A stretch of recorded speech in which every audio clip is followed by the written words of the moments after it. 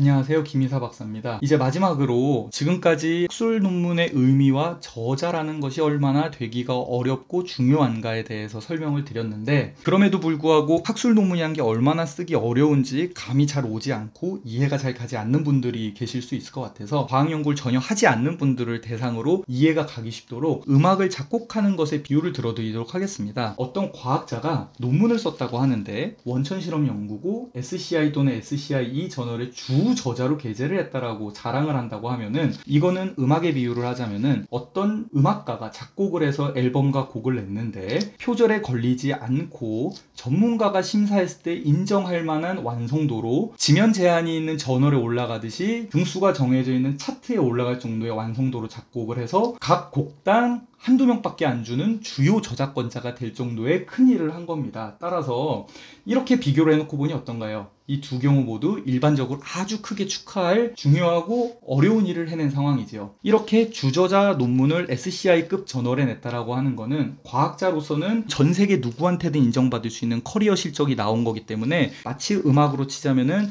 전문가들이 인정하는 차트, 빌보드 차트가 그런 게쯤 되려나요? 작곡한 곡이 빌보드 차트에 올라가서 모두의 인정을 받은 실적을 냈다라는 거기 때문에 그 음악가 커리어에 있어서도 가장 중요한 업적 중에 하나가 되겠죠. 이 정도로 중요하고 축하를 해줘야 될 사실입니다. 학술 논문은 일반적인 책이나 일반적인 출간물과는 달리 쓰는데 품이 훨씬 많이 들고 한 문장 한 문장이 저자가 되는 데 있어서도 작가 원하는 대로 주는 게 아니고 일반적으로 통용되는 규칙이 있다. 왜냐면은 이거는 단순히 열심히 했다고 주는 게 아니고 전 세계에 있는 이 분야의 전문가, 이 업계의 사람이 봤을 때 인정하고 승인받은 글이기 때문에 주요 업적이자 커리어에 굉장히 중요한 필적이 되는 의미를 지니는 일입니다.